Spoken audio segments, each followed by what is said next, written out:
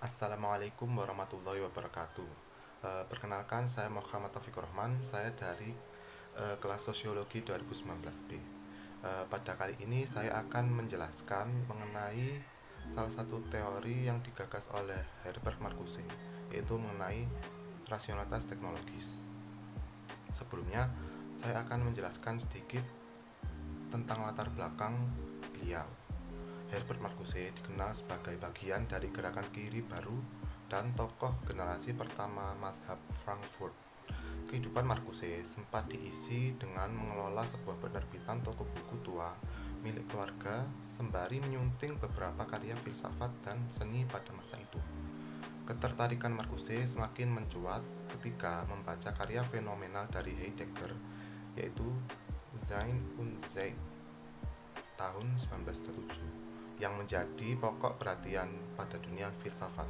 Setahun kemudian, Marcuse memutuskan untuk meniti kembali karir akademis ke Universitas Freiburg. Di sana, Marcuse sempat bekerja sebagai asisten pribadi Heidegger, sekaligus menjadi salah satu anak didik Heidegger.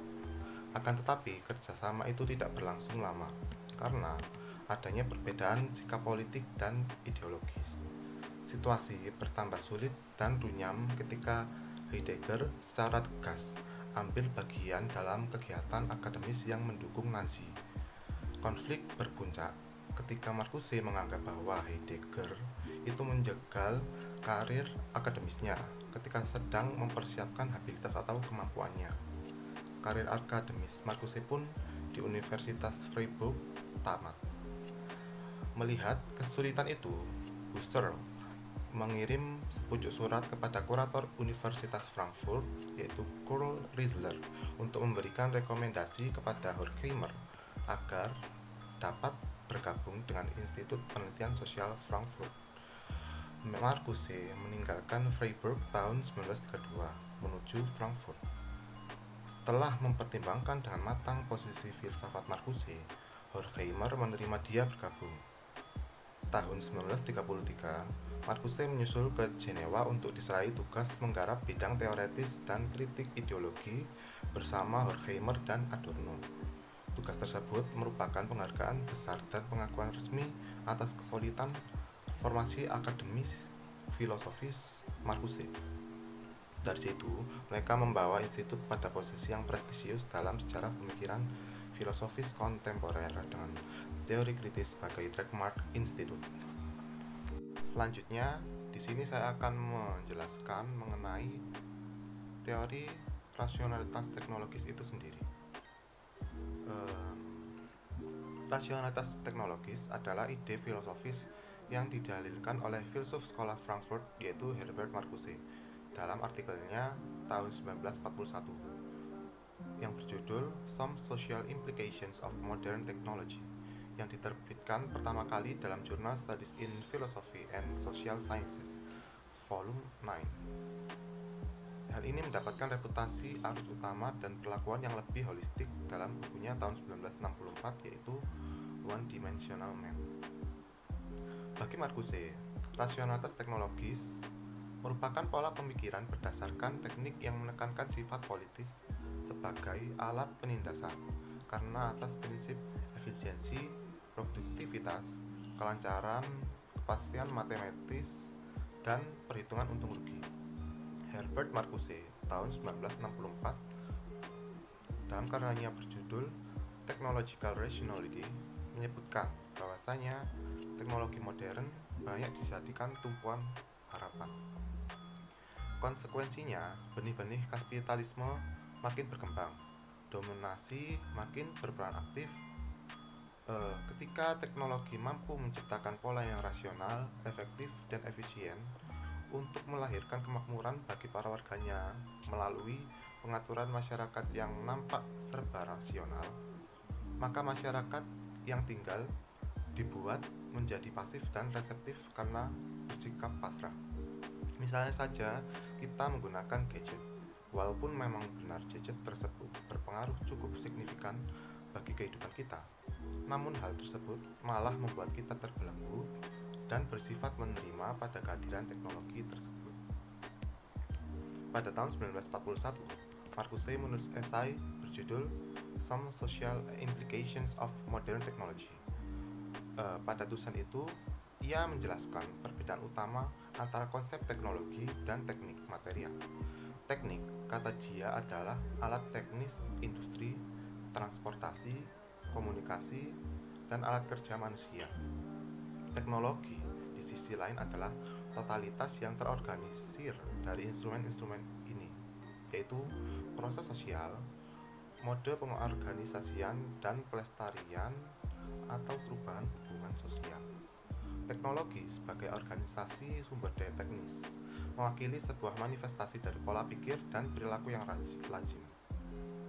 Marcuse yang berasal dari Marx dengan demikian memahami bahwa teknologi sebagai totalitas modal tetap harus ditempatkan dalam kerangka ideologis tertentu. Ideologi ini membentuk telos atau tujuan kemajuan teknologi.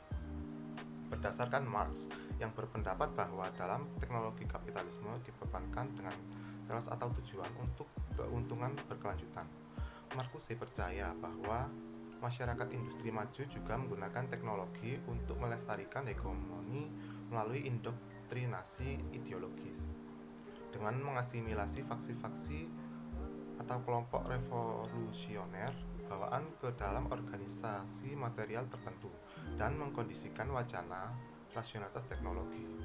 Marcuse percaya modernitas sedang menciptakan masyarakat teknokratis yang diatur yang menentukan parameter perdebatan rasional. Dalam pengertian Freud, Marcuse percaya bahwa masyarakat industri maju telah menerapkan teknologi sebagai semacam superego masyarakat yang mengatur keagenan naluri individu. Hegemoni oleh apa yang disebut Marcuse the establishment tidak lagi membutuhkan penguatan fisik atau kehadiran sosok yang berwibawa, melainkan hal tersebut telah diperkuat dan dibatasi secara sendirinya melalui pengurangan fasilitas kritis. Dengan demikian, teknologi dalam masyarakat industri maju mereduksi warga ke proses pemikiran tertentu yang karenanya disebut manusia satu dimensi. Marcuse menulis bahwa kemajuan teknologi berpotensi membebaskan umat manusia dari kebutuhannya untuk bekerja demi kelangsungan hidup. Kebebasan dari kerja adalah kebebasan sejati bagi kemanusiaan, dan kebebasan dari kerja ini dapat dicapai dari rasionalitas teknologis. Namun, alih-alih merangkul kebebasan ini, umat manusia telah dimasukkan oleh sistem akal baru yang berakar pada inovasi teknologi. Rasionalitas baru ini yaitu rasionalitas teknologis itu sendiri, yang mencakup semua elemen kehidupan dan menggantikan rasionalitas politik. Di bawah sistem baru ini, teknologi dan industri mengontrol struktur ekonomi, pencarian intelektual, dan aktivitas rekreasi. Kebutuhan palsu yang didefinisikan oleh Marcuse sebagai kebutuhan yang diciptakan oleh rasionalitas teknologi menjadi tidak terpisahkan dari kebutuhan sejati, yaitu kebutuhan yang menopang kehidupan. Akal dalam bentuk prateknologinya runtuh karena pertentangan terhadap norma-norma masyarakat teknologis disangkal di bawah sistem rasionalitas yang baru. Kepuasan dalam status quo atau keadaan yang tetap menggantikan alasan saat orang menumbuhkan konten dengan kehidupan yang lebih baik yang ditawarkan oleh teknologi. Kepuasan dan hilangnya oposisi atau pertentangan ini membuat umat manusia menjadi satu dimensi yang pada gilirannya membuat umat manusia kurang bebas dibandingkan sebelum dimulainya rasionalitas teknologis. Dengan cara ini, rasionalitas teknologis menjadi totaliter. Pengaruh dari rasionalitas teknologis. Karena sifat totaliter dari rasionalitas teknologis, Marcuse mendemonstrasikan dalam manusia satu dimensi berbagai cara bahwa rasionalitas teknologis telah mengubah berbagai segi kehidupan, mulai dari tenaga kerja, pemerintah, hingga seni. Pada bagian tenaga kerja, Teknologi, alih-alih membebaskan kelas proletariat, malah memperbudak mereka ke dalam sistem klasis. Pekerja tidak lagi harus bekerja dengan intensitas yang sama karena mekanisasi, dan ini mengurangi perasaan perbudakan pada pekerja. Rasio pekerja kerah putih dengan pekerja kerah biru meningkat karena lebih sedikit pekerja yang dibutuhkan untuk memproduksi barang. Kemajuan telah menciptakan tabir teknologi antara pekerja dan pekerjaan, dan perbedaan antara pekerja kerah biru dan pekerja kerah putih sudah rusak atau pudar karena teknologi mengurangi kesenjangan tenaga kerja antara pekerja kerah biru dan pekerja kerah putih. Pekerja mengasosiasikan dirinya lebih kuat dengan pabrik daripada kelasnya, dan pemilik pabrik menjadi birokrat dalam mesin perusahaan. Hubungan tuan dengan budak antara pekerja dan pemilik pabrik tidak ada lagi, dan pemilik pabrik kehilangan kekuasaannya.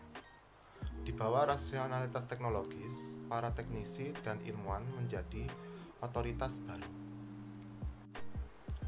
Selanjutnya yaitu bagian pemerintah. Di bawah rasionalitas teknologis, negara kesejahteraan meningkat dalam kebutuhan dan ketenarannya. Negara kesejahteraan itu sendiri adalah konsep pemerintahan ketika negara mengambil peran penting dalam perlindungan dan pengutamaan kesejahteraan ekonomi dan sosial warga negaranya. Peningkatan produktivitas. Tujuan rasional di bawah rasionalitas teknologis membutuhkan perencanaan pada skala yang hanya dapat disediakan oleh negara kesejahteraan. Hal tersebut membutuhkan pembatasan waktu luang, ketersediaan barang dan jasa, dan kemampuan kognitif untuk memahami dan menginginkan realisasi secara sendirinya. Namun, selama kualitas hidup seseorang meningkat di bawah negara baru dibandingkan dengan yang sebelumnya, rakyat tidak akan memberontak. Masyarakat ini didorong untuk meningkatkan produksi karena takut pada musuh, yang menyebabkan negara terus-menerus eksis sebagai masyarakat pertahanan. Musuh dapat berbentuk ideologi seperti komunisme murni yang diidealkan atau kapitalisme murni. Musuh ini tidak benar-benar ada, tetapi kehadirannya yang terus-menerus ditakuti mendorong masyarakat ke produktivitas yang lebih tinggi.